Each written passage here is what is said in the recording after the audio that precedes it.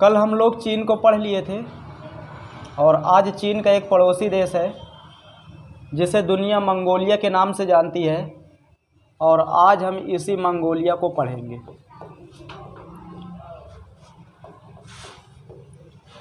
बताया जाता है कजाकिस्तान के बाद मंगोलिया दुनिया का दूसरा सबसे बड़ा लैंडलॉक कंट्री है।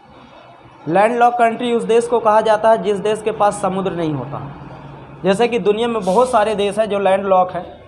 कजाकिस्तान है, उज्बेकिस्तान है, किर्गिस्तान है, अफ़गानिस्तान है, तजाकिस्तान है, आदि बहुत सारे देश ऐसे हैं, नेपाल, भूटान, जो लैंडलॉक हैं, जो किसी भी प्रकार से किसी खाड़ी, सागर, महासागर से नहीं जुड़े हुए। वैसे ही चीन का पड़ोसी देश और रूस का पड़ोसी देश है मंगोलिया, ये भी किसी सागर या महासागर या खाड़ी से नहीं जुड़ा हुआ है और दुनिया का दूसरा सबसे बड़ा लैंडलॉक कंट्री है ये। और एक चीज़ मैं आपको और बता दूं, मंगोलिया, आज आप जिसे मंगोलिया के नाम से जानते हैं, कल ये चीन का ही अंग था। बताया जाता है कि सन 2002 को सबसे पहले ये जो आप देख रहे हैं यहाँ पर एक देश है जिसे कहते हैं ताइवान। ये तो ताइवान ने मंगोलिया को एक देश का दर्जा दिया था। अगर ताइवान मंगोलिया को एक देश का दर्जा ना देता तो आज मंगोलिया देश नहीं कहलाता और चीन के ही अंडर ही रहता। 2002 के पहले मंगोलिया को चीन के नक्शे में दिखाया जाता था। ये आप देख रहे हैं, ये चीन है ये।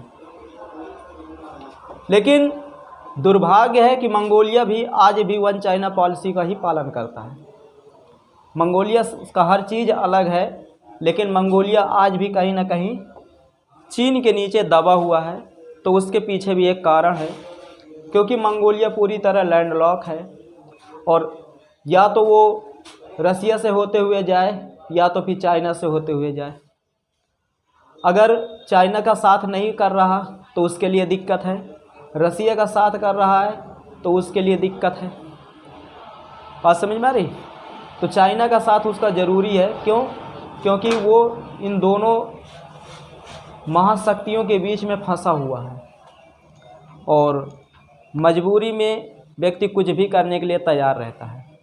जो नहीं करना चाहिए वो भी करता है। वही मंगोलिया के साथ हुआ। मजबूरी में वन चाइना पॉलिसी का पालन करता है, नहीं तो ना करता। एक चीज़ मैं आपको और बता दूं, मंगोलिया की राजधानी उलानबाटर। मंगोलिया की जो राजधानी बताई जाती है वह उलानबाटर बताई जाती है। और ये बताया जाता है कि मंगोलिया में एक मरुस्थल है और इसी मरुस्थल को कहा जाता है गोबी का मरुस्थल। बताया जाता है गोबी का मरुस्थल दुनिया का सबसे ठंडा मरुस्थल है। जिस तरह दुनिया का सबसे गर्म मरुस्थल यहाँ पर है अफ्रीका में, जिसे कहा जाता है सहारा का, वैसे गोबी का मरुस्थल मंगोलिया में है। और गोबी का मरुस्थल मंगोलिया भर में नहीं है, मंगोलिया के साथ साथ ये मरुस्थल आपको चाइना के इस क्षेत्र में देखने को मिलेगा। और यहाँ पर चाइना के इस क्षेत्र को कहते हैं, बताओ, देखिए चाइना के इस क्षेत्र को क्या कहते हैं? इसे कहा जाता है सिंजियांग। क्या कहा जाता है? सिंजियांग। चाइना का यह सिंजियांग क्षेत्र है और इस सिंजियांग क्षेत्र में जो मरुस्थल है उसी को कहा जाता है तकला मकान। तो गोबी के मरुस्थल को चाइना में किस नाम से जाना जाता है? तकला मकान के नाम से जाना जाता है। ये आप याद रखना। बताया जाता है कि मंगोलिया में 2 कुबड़ वाला ऊंट पाया जाता है। कितने कुबड़ वाला? 2 कुबड़ वाला ऊंट। बाकी कहीं भी 2 कुबड़ वाला ऊंट नहीं पाया जाता। केवल मंगोलिया के गोबी के मरुस्थल में आपको 2 कुबड़ वाला यहाँ पर ऊंट मिलेगा। 2 कुबड़ वाला।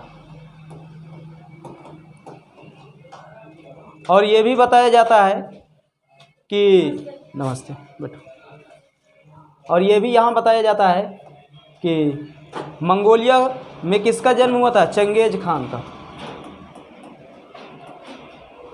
चंगेज खान, इसे तो दुनिया जानती है।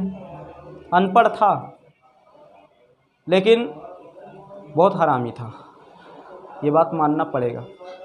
आप ये कहिए कि ये जिधर से गुजर जाता तो वो क्षेत्र इसी का हो जाता था, जिधर भी जाता था वो क्षेत्र इसी का, चंगेज खां का।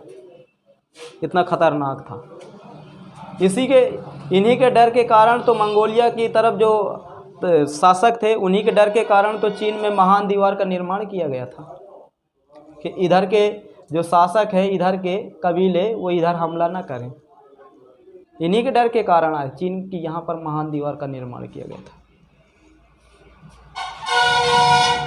बताया जाता है कि मंगोलिया में सन 2011 17 सितंबर सन 2011 को एक कुश्ती प्रतियोगिता हुई थी। कब हुई थी? 17 सितंबर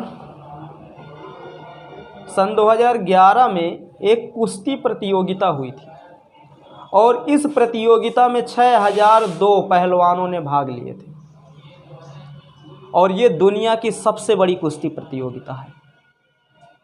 तो पूरी दुनिया में सबसे बड़ी कुश्ती प्रतियोगिता किस देश में हुई? मंगोलिया में हुई। और ये भी बताया जाता है आज दुनिया आइसक्रीम खाती है, तो आइसक्रीम की खोज मंगोलिया ने किया था।